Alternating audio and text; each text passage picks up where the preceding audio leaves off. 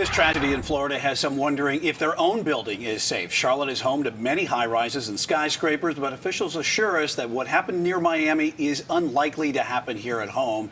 Even so, there are elite rescue teams at the ready to get people out safely in the event of the unthinkable. Fox 46 Chief Transportation Correspondent Hawker Vanguard live in Uptown tonight. And Hawker, we have those kind of rescuers here, too.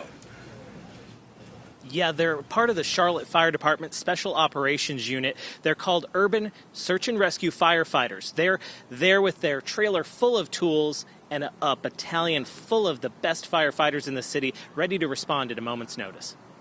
As rescuers clear debris and search for survivors at the scene of a condo collapse in Miami, Florida, the preparedness of our first responders here in Charlotte has never been more important. We start off with an 80-hour class that is specific to structural collapse. And they learn about the different equipment, techniques, and a lot of it's modeled off of FEMA's standards. CFD Battalion Chief Sean Royal says that the large-scale incidents can happen anywhere at any time, but a failure like the one in Miami isn't likely to happen here in Charlotte.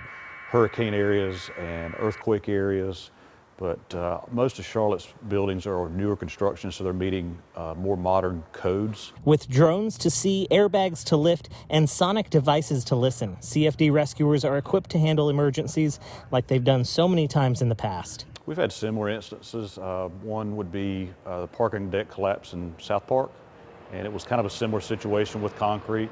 And then we also deploy to hurricanes, so we had a lot of structural damage during the hurricanes like Florence and Harvey.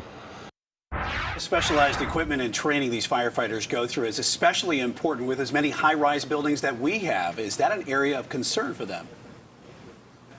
It's not a concern for the collapse like we talked about because of the new codes that happened and how new so many of these buildings are, but fire is always a concern. They can happen at any time in any building, really. So the battalion chief who I spoke with has some advice for you if you work or live in one of these high-rise buildings. Always heed the advice of firefighters and fire alarms. No matter how random, arbitrary, or annoying they may sound, always listen to those first responders and the first alert devices, Brian. Yeah, good advice for sure. Our Hawker Vanguard live in Uptown for us tonight, and crews in Surfside say this is still a rescue mission, but the Florida governor has cautioned families to brace for more bad news.